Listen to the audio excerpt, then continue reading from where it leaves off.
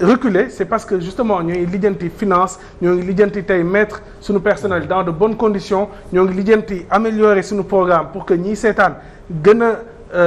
a accroché wu ci télé bi. Donc loolu mooy suñu objectif, nekk leader ci suñu domaine.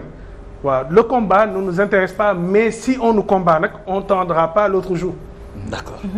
D'accord, waaw. waaye ñu def tour de table wala question la. question la bu ci bëggoon a sof rek.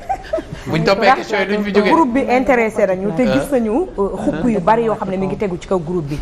te ñu bari dañuy tiit fii ak 2024 su Walf reculé wul amaana li ñu koy xupp ci retirer licence am mën naa nekk donc est-ce que maître am na ay stratégie yu mu bëgg a teg wala lu muy xalaat pour ñaanuñu ko suñu borom pour loolu am parce que nag situation politique actuelle bi da koo laaj aussi. waaw c'est pas impossible ñu tëj Walfadjri loolu c'est une donnée malheureusement bu fi nekk ci table bi. c'est pas à intégrer. c'est pas impossible. maintenant nag su fekkee loolu am na te vraiment nekkul lu nu bëgg parce que vraiment Walfadjri à 200 personnes. et loolu su amoon tey c'est sûr et certain que c'est le personnel qui va en pâtir. avant ñun. donc ce qui est sûr et certain tey licence télé. am na solo mais bul fàtte ne que génération bi ñu nekk léegi télé ci poche la. te loolu tamit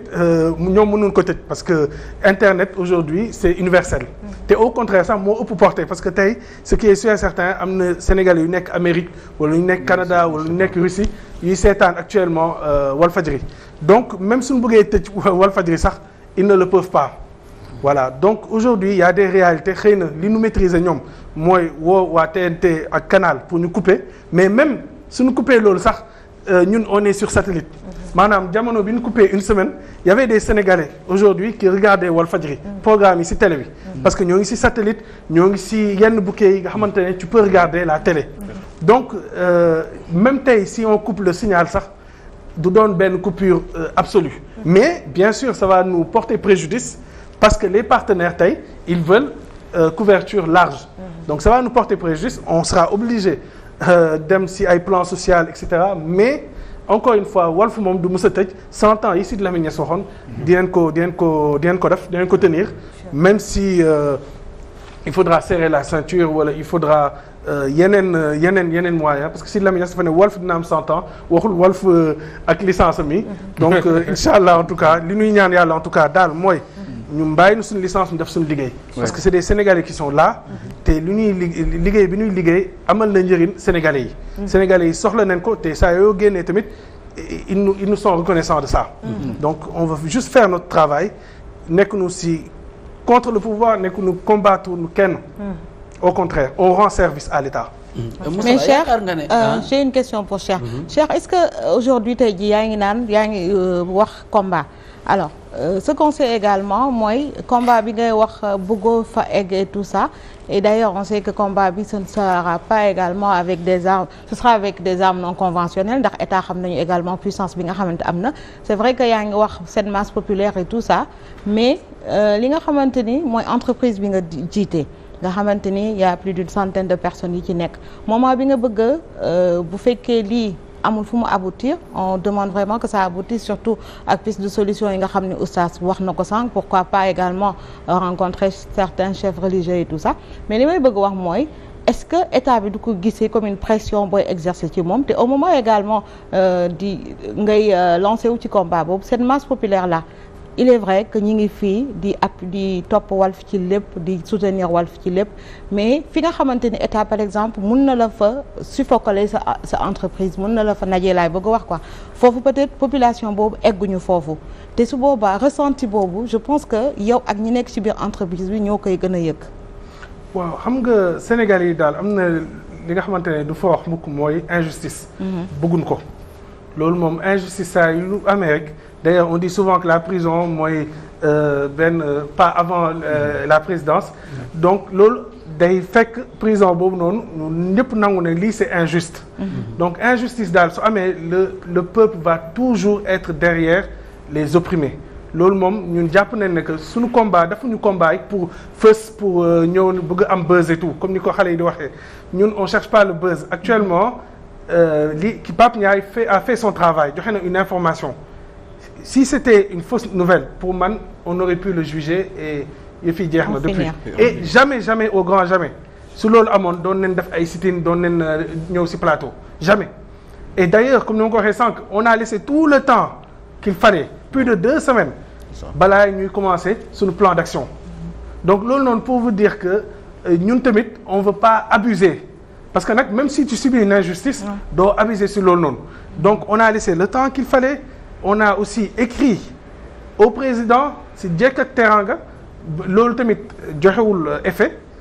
on s'est dit nañ def un plateau des fois sax parce que nit rek lay doon des fois mën naa xalaat sax position radicale en tant que jeune en tant que voilà dinaa bëgg ñu comme ni nga waxee sànq mettre toute la pression mais y a aujourd'hui des responsables à Walfadjri et on se dit toujours que nañ privilégier des pistes pour apaiser voilà donc ñun. c'est-à-dire que toutes les voies kii nañ ko voies yëpp toutes les voies possibles épuisé ngeen ko moo tax. ñu mën a am question. non épuisé wuñ ko. voilà parce que ba léegi amaguñ li ñu bëgg. donc toutes les voies on va continuer à faire dans le Pacifique. waaw marche c'est pacifique. dafa ñu lu tax voilà on appelle bi ñu defee suñu sitting ça a toujours été pacifique. d'ailleurs bi ñu defee woote bëggoon nañ def place de l'indépendance on l'a refusé et foofu tamit. xam nga yoon dane manifestation pour l'interdire il faut non seulement menace à l'ordre public mais aussi il faut que police bañ a am dispositif assez d'éléments léegi nag ñoom pour ñu refuser te mu ñuy laajte dimanche à 9h ba 10h ñu ne dañuy ñambaas le maximum de charge pour interdire manifestation bi donc ils nous ont dit entrave à la libre circulation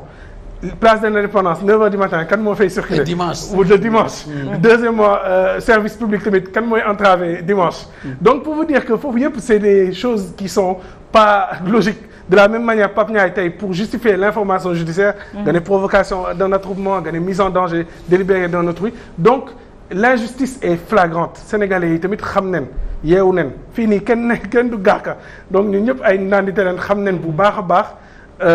lii yoon ak li nekkul yoon lii dëgg ak lu nekkul dëgg te loolu nag saa yoo nekkee nag si yoonu dëgg mun na yàgg mun nga kii mais yàgg Sénégalais yi en tout cas dinañ la suivre si loolu. dafa am bi question lay doon bi yoon balaa ngay ñëw ci Moustapha dañu demoon ci benn kilifa xalif général fii ànd ak ñoom Moustapha am na lu mu la waxoon dafa ne woon boo toll ci benn situation ak bu mënti doon laajal sa bopp ne bu fi Sidi nekkoon. da nga jàpp ne tey bu fi Sidi nekkoon lu muy def ci étape bi. waaw bu fi Sidi nekkoon d'ailleurs c'est une excellente question sax parce que li ma njëkk def bi événement yi amee mooy dama dem ci internet bi xool jamono yi wàcc bi ñu ko téye xool interview bi mu joxe woon ci télé bi muy expliquer diversion muy expliquer que actuellement li ñuy def yëpp c'est politique bi ñu ko laajee loo nar a def mu ne pare na sax dem marcher devant le palais. donc pour vous dire que parce que si Lamine Niass bañkat la woon donc c'est sûr que suñu la tegee yenn injustice yi di nga xalaat yenn positionnement extrême ñun nag encore une fois on veut bëgguñu yegg foofu noonu donc on essaie de tout faire je pense que plan d'action yu ñu teg yëpp c'est vraiment pour apaiser c'est vraiment pacifique waaw donc mais ne exclure dara parce que nag encore une fois ku la teg benn injustice dama am sama goro bu may wax tout le temps ne nit na xam ba fan la mën a egg mais bu mu xam mukk ki mu ko seqal ba fan la mën a egg moom tamit donc pour vous dire que tey ñun tamit bu ñu xam ñun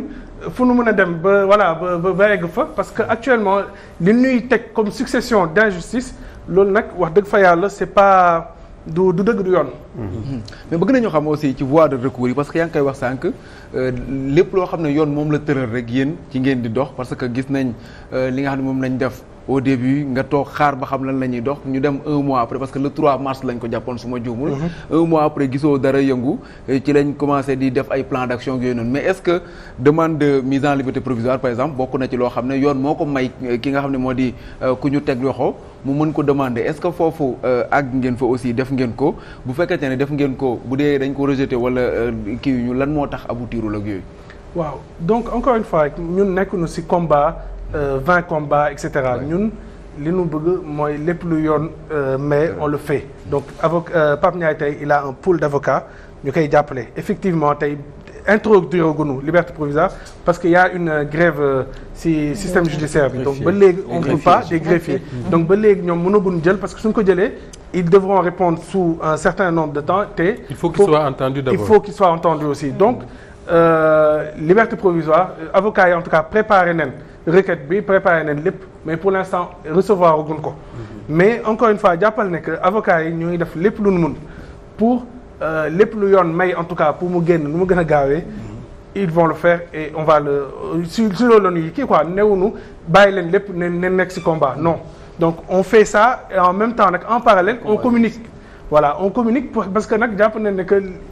Sénégalais il faut ñu xam su fekkoon tey nii yëf yi teg nañ ko ci yoon bon on aurait laissé le travail à la justice mais lépp lu yoon may on le fait à côté nag on communique lii la ñu communication pacifique et ñu jàll ci parti be ñoom Aliou Sow ñoom